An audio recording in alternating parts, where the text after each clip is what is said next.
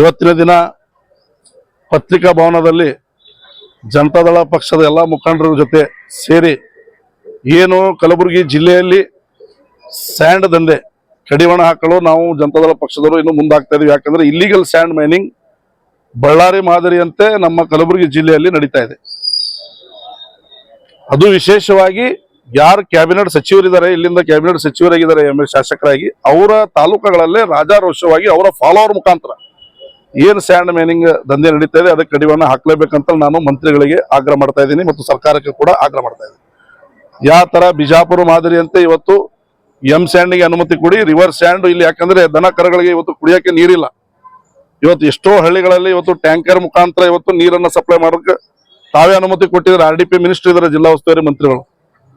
ನಿಮ್ಮ ಒಂದು ಉಪಸ್ಥಿತಿಯಲ್ಲಿ ಇವತ್ತು ಇಂಥ ಒಂದು ನೋಡಲು ಸಿಗಬಾರ್ದಂತೇಳಿ ನಾವು ಮಾತಾಡಕ್ಕೆ ಇಚ್ಛೆ ಪಡ್ತಾ ಇದ್ದೀವಿ. ತಾವು ದಯಮಾಡಿ ಇದನ್ನ ನಿಲ್ಲಿಸಿ ಮುಂಬರುವ ದಿನಗಳಲ್ಲಿ ಯಾವ ತರ ಜನರಿಗೆ ಇವತ್ತು ನೀರಾವರಿ ಕೊಡಬೇಕಾಗಿದೆ.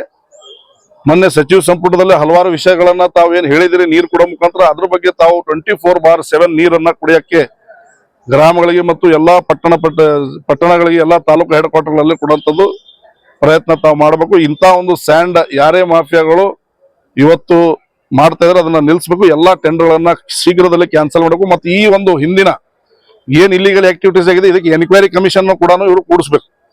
ಎನ್ಕ್ವೈರಿ ಕಮಿಷನ್ ಕೂಡಿಸಿ ಯಾರು ಎಷ್ಟು ಸ್ಯಾಂಡ್ ಡಿಗ್ಗಿಂಗ್ ಮಾಡಿದ್ದಾರೆ, ಎಷ್ಟು ರಾಯಲ್ಟಿ ಕಟ್ಟಿದ್ದಾರೆ, ಇದ್ರ ಬಗ್ಗೆ ಪರಿಶೀಲನೆ ಆಗಬೇಕು. ಬೇರೆ ತಂಡನೇ ಇದಕ್ಕೆ ರಚನೆ ಆಗಬೇಕು.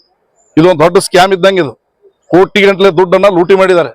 ಅದು ನಿಮ್ಮ ಸರ್ಕಾರದ ಹಣ, ನಮ್ಮ ಸರ್ಕಾರದ ಹಣ. ಇವತ್ತು ತಾವು ರಾಯಲ್ಟಿ ಕಟ್ಟರಲ್ಲೂ ಕೂಡ ವಿಫಲರಾಗಿದ್ದೀರಿ.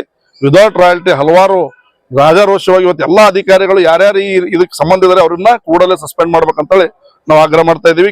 ಇನ್ನು ಕೆಲವೇ ದಿನದಲ್ಲಿ ಇದನ್ನ ನಿಲ್ಸೋಗೋಸ್ಕರವಾಗಿ ನಾವು ಪಾದಯಾತ್ರೆ ಕೂಡ ಹಮ್ಮಿಕೊಳ್ತಾ ಇದೀವಿ. ಕಾಗಿನ ನದಿಯಿಂದ ಕಲಬುರಗಿ ಜಿಲ್ಲಾ ಅಧಿಕಾರಿಗಳಿಗೆ ಅವರಿಗೆ ಮನಮುಟ್ಟಕ್ಕಾಗಿ, ಯಾಕೆ ನೀವು ಕಣ್ಣು ಮುಚ್ಕೊಂಡು ಕೂತಿದ್ದೀರಿ, ಇಷ್ಟೆಲ್ಲ ಇಲ್ಲಿಗಲ್ ಆಕ್ಟಿವಿಟೀಸ್ 2.5 ವರ್ಷಗಳಿಂದ ನಡೀತಾ ಇದ್ರು ಕೂಡ ಇದಕ್ಕೆ ಯಾಕೆ ತಾವು ಕಡಿವಾಣ ಹಾಕಿ? ನಾವು ಇದು ಮೊದಲನೇ ಸಲ ಅಲ್ಲ, ನಾನು ಹಲವಾರು ಸಲ ಸ್ಯಾಂಡ್ ಬಗ್ಗೆ ತಮ್ಮ ಮಾಧ್ಯಮ ಮೂಲಕ ನಾನು ಹಲವಾರು ಸಲ ವಿಷಯಗಳು ಎತ್ತಿದ್ದೀನಿ.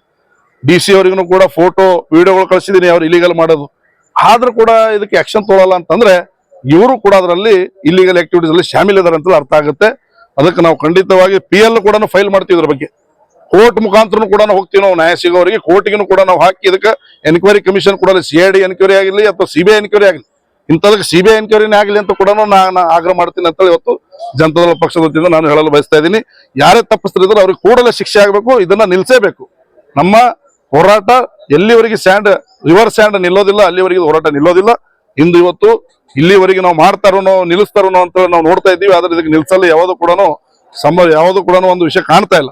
ಅದಕ್ಕೆ ಪಾದಯಾತ್ರೆ ಮಾಡೋದು ಅನಿವಾರ್ಯತೆ. ಬಿಸಿಲಿನಲ್ಲಿ ಪಾದಯಾತ್ರೆ ಮಾಡಿ ಇದಕ್ಕೆ ದೊಡ್ಡ ಮಟ್ಟದಲ್ಲಿ ಹೋರಾಟ ಮಾಡಿ ಸ್ಯಾಂಡ್ ನಿಲ್ಸಂತ ಕೆಲಸ ಮಾಡ್ಬೇಕಂತ ನಾನು ಮಾನ್ಯ ಮಂತ್ರಿಗಳಿಗೆ ಮತ್ತು ಇಲ್ಲಿನ ಸರ್ಕಾರಗಳಿಗೂ ಕೂಡ ನಾನು ಆಗ್ರಹ ಮಾಡ್ತೀನಿ ಅಂತ ಹೇಳ್ತಾ, ಇವತ್ತು ಈಗ ಅತಿ ಶೀಘ್ರದಲ್ಲಿ ಒಂದು 15-20 ದಿನದ ಒಳಗಾಗಿ ನಾವು ಪಾದಯಾತ್ರೆಯನ್ನ ಪ್ರಾರಂಭ ಮಾಡ್ತೀವಿ. ಎಲ್ಲ ಹಳ್ಳಿಗಳಲ್ಲಿ ಎಲ್ಲರಲ್ಲ ಒಪಿನಿಯನ್ ತಗೊಂಡು ಎಲ್ಲೆಲ್ಲಿ ಪಾಯಿಂಟ್ಗಳಿದೆ, ನಮ್ಮಲ್ಲಿ ಏನ್ ಡಾಟಾ ಕಡಿಮೆ ಇದೆ ಎಲ್ಲ ಡಾಟಾನ ಪೂರ ಸಂಪೂರ್ಣವಾಗಿ ಅಲ್ಲೆಲ್ಲಿ ಇಲ್ಲಿಗಲ್ ನಡೀತಾ ಇದೆ, ಎಲ್ಲಿ ಲೈಸೆನ್ಸ್ ಇದೆ ಅಂತವೆಲ್ಲ ಸಂಪೂರ್ಣ ಒಂದು ಡಾಟಾ ಕಲೆಕ್ಷನ್ ಮಾಡಿ ಪಾದಯಾತ್ರೆ ನಾವು ಹಮ್ಮಿಕೊಳ್ತೇವೆ ಅಂತ ಹೇಳಿ ಬಯಸ್ತೇನೆ.